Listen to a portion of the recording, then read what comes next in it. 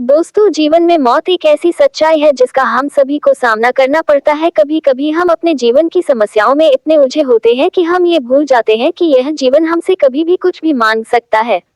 भूल जाते हैं कि कभी कभी चीजें हमारे नियंत्रण में नहीं होते। हम सोचते हैं कि मौत सिर्फ दूसरों के साथ होती है। लगता है जैसे हमारे चाहने वाले, हम जिन्हें दिल से प्यार करते हैं, वह हमेशा हमारे साथ रहेंगे, कभी नहीं जाएंगे। लेकिन ऐसा नहीं होता। यह एक गलतफहमी है। हम भी से बच नहीं सकते और दुर्भाग्यवश हमारे करीबी लोग भी सच से बच नहीं सकते। पर हम अपने किसी प्यारे को खोने के बारे में सोचकर डर जाते हैं। हम ये भूल जाते हैं कि हमारा भी ऐसा वक्त आ सकता है। ये हमें हैरान कर देता है क्योंकि हम समझते हैं कि सब कुछ ठीक है, लेकिन अचानक सब कुछ बदल जाता है। और जब हम किसी अपने करीबी इंसान को अचानक से बिना किसी चेतावनी के खो देते हैं तो ये भ्रम हमें अक्सर भीतर से तोड़ देता है, हमें अंदर से खाली कर देता है। एक अचानक के धक्के जैसा होता है जिससे हम अंधेरे में चले जाते हैं। किसी को खोने का दुख सबके लिए अलग तौर पर होता है। जब हम किसी अपने को खोते हैं तब हमें एहसास होता है कि वह हमारे लिए कितना महत्वपूर्ण थे। उनकी कही हुई बातें, उनके किए गए काम, उनकी हर छोटी से छोटी बात का हमें याद रहती है। लेकिन जब वे चले जाते हैं तब हमें लगता है जैसे सब कुछ खत्म हो गया है। गौतम बुद्ध ने अपने सिद्धांतों में भी यही समझाया है। जैसे सुख और दुख जीवन का हिस्सा है, वैसे ही जन्म और मृत्यु भी जीवन का हिस्सा है। लेकिन दुखों से घिरे रहने वाले इंसान को ये जीवन नर्क लगने लगता है। उसे लगता है कि यह धरती ही नाक है। लेकिन हम यह नहीं समझ पाते कि सुख और दुख एक ही सिक्के के दो पहलू हैं।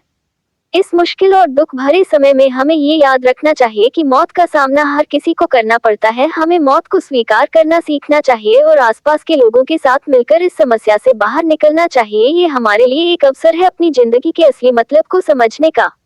तो हम भी एक ऐसी ही कहानी के माध्यम से आपको इस सिक्के के दो पहलू समझाने की कोशिश करेंगे। दोस्तों, जिस तरह मैं अपनी कहानियों के माध्यम से दुनिया में मोटिवेशन कहलाता हूँ और कोशिश करता हूँ कि आपके जीवन में ये कहानियां काम आए, वैसे ही आपका कौशल इंस्पायर को सब्सक्राइब करना मुझे मोटिवेशन देता है।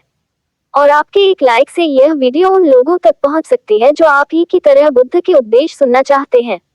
तो अभी लाइक करें। चलिए बिना किसी देरी के आगे बढ़ते हैं और कहानी शुरू करते हैं। एक बार गौतम बुद्ध एक नगर से गुजर रहे थे। बुद्ध उस गांव में भिक्षा लेने गए थे अपने शिष्यों के साथ। गांव से दीक्षा लेकर वह अपने आश्रम की ओर निकल पड़ते हैं। तभी रास्ते में उन्होंने एक छोटे बच्चे को देखा जो अपने घर के आंगन में खेल रहा था और उसकी माँ कुछ काम कर रही थी। तभी उस बच्चे की माँ ने बुद्ध को देखा, उन्हें प्रणाम किया और फिर कहा, आप रुकिए, मैं आपके लिए कुछ लेकर आती है।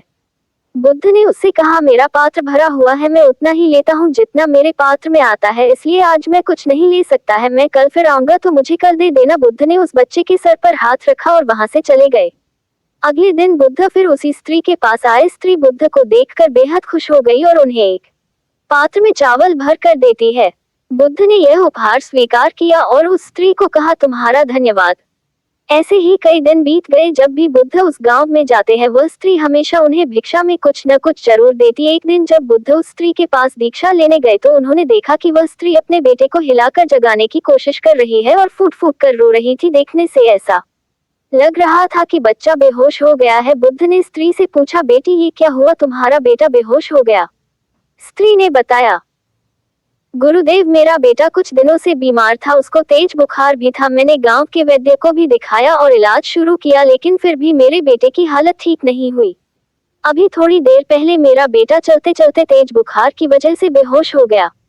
बुद्ध ने लड़के का परीक्षण किया और समस्या को समझने के बाद बुद्ध ने उस स्त्री को कुछ जड़ी बूटी दी और कहा, इसे चावल के बीच दबाकर रख देना और अपने बच्चे को इसका रस निकालकर पिलाना, इस तरह वह स्वस्थ बना रहेगा। स्त्री ने उस जड़ी बूटी को रख लिया और बुद्ध उसके बाद वहां से चले गए। एक महीने बाद बुद्ध श्रावस्ती में जाकर लोगों को उन पीढ़ी के बारे में उपदेश दे रहे थे जो सभी लोगों को प्रभावित कर रहे थे।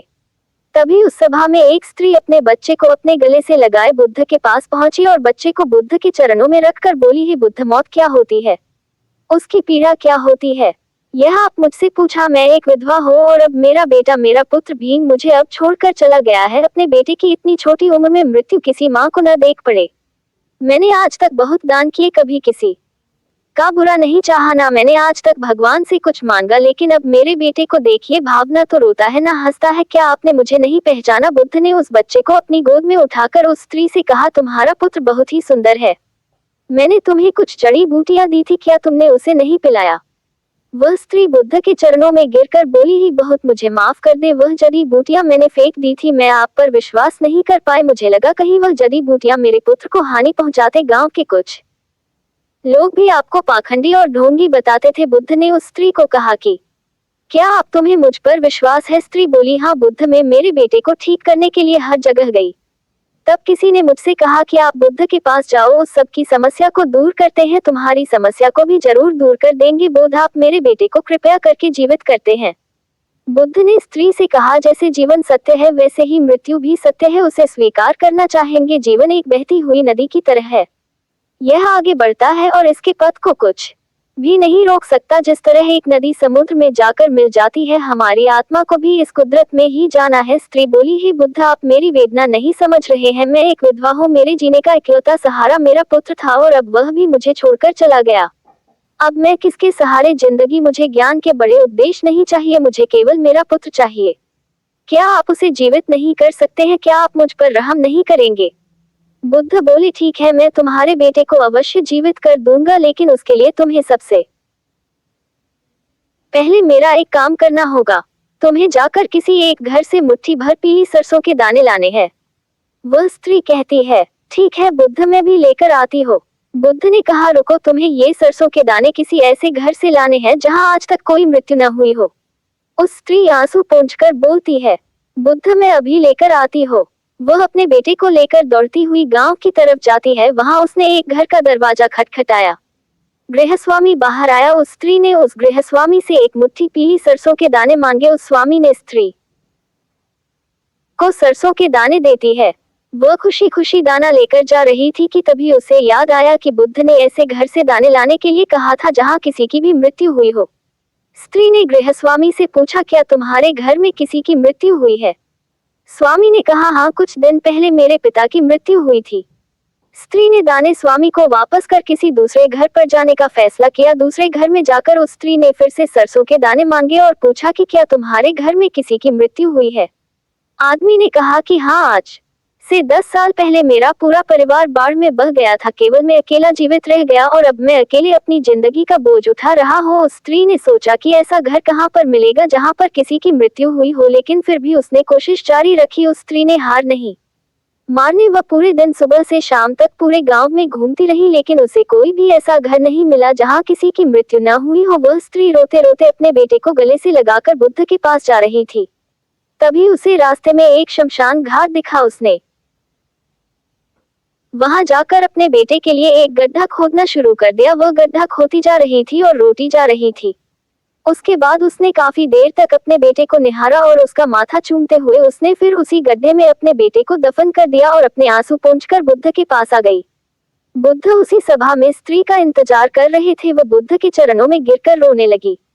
उसके आंसू रुकने का नाम नहीं ले रहे थे। वह बस रोती जा रही थी, जिससे जीवन मिला है उसे मृत्यु भी अवश्य मिलेगी, चाहे राजा हो या रंक युवा हो या कोई वृद्ध। मृत्यु सभी को आनी है, लेकिन अब तुम उसके अगले सफर के लिए उसे विदा करना होगा। वह स्त्री बुद्ध से बोली कि बुद्ध, आप सच कहते हैं। पहले मुझे ऐसा लग रहा था कि मृत्यु का दर्द केवल मेरे अंदर ही है, लेकिन फिर मैंने देखा कि दुनिया में लोग मुझसे भी ज्यादा पीड़ा और दुख का अनुभव कर रहे हैं। इस पर बुद्ध कहते हैं, तुम्हारा बेटा कहीं नहीं गया है, वह तुम्हारे आसपास ही है, उसे महसूस करो, ये परम सत्य है। जब तक सृष्टि रहेगी, दुख मनुष्य के साथ साथ चलता रहेगा और उसका कारण है मनुष्य का खुद के साथ किसी को बांध लेना। और जब तक वह रहेगा तब तक हमें दुख होता रहेगा, और जब तक मोह रहेगा तब तक हमें दुख होता रहेगा। जब कोई वस्तु हमारे पास रहती है तो हमें उसकी कद्र नहीं होती, लेकिन जैसे ही वह हमसे दूर चली जाती है, उसके न होने का एहसास हमारे अंदर गहरी पीड़ा बना देता है और हम दुखी हो जाते हैं। हम जीवन को होश में नहीं थे, इसीलिए मृत्यु होने पर हम रोते हैं, छटपटाते हैं, लेकिन उसे औचित्य नहीं है। वह स्त्री बुद्ध से कहती है कि बुद्ध, ये तो सभी को पता है, लेकिन इससे मुक्ति कैसे पाएं? बुद्ध ने कहा, मुक्ति के लिए भी विवेक जगह आवश्यक है। शांत हुए बिना विवेक नहीं जा सकता। जब तुम शांत होकर सोचोगे तब तुम्हें लगेगा कि मृत्यु परम सत्य है। तब तुम्हें लगेगा जैसे जन्म होता है वैसे ही मृत्यु भी जीवन का परम सत्य है। सुख और दुख दोनों को होश में देखने के बाद तुम्हें अनुभव होगा कि ये दोनों ही एक ही सिक्के के दो पहलू हैं, और जब तुम्हारा मन इस चेतना से भर जाएगा तब तुम ये जान और समझ पाओगी कि जन्म और मृत्यु मिलन और भी नहीं है। एक ही होते हैं। वह स्त्री बुद्ध से बोली, यह बोध आपने मुझे एक नया रास्ता दिखाया है। मुझे अब तक मेरे पुत्र के जाने के बाद अपना जीवन व्यर्थ लग रहा था, लेकिन अब मुझे जीवन का मूल समझ आ गया है। जो रास्ता आपने मुझे दिखाया है अब मैं उसी पर चलेंगे। दोस्तों, आपने आज के इस वीडियो से क्या सीखा वह मुझे आप कमेंट में बता सकते हैं। इसी के साथ में उम्मीद है कि आपको आज की वीडियो पसंद आई होगी, तो इस वीडियो को उस इंसान को शेयर करें जिससे ये कहानी सुनने की जरूरत है, और उसी के ठीक बाद चैनल को सब्सक्राइब करें। तो चलिए फिर मिलते हैं ऐसी एक और नई वीडियो में।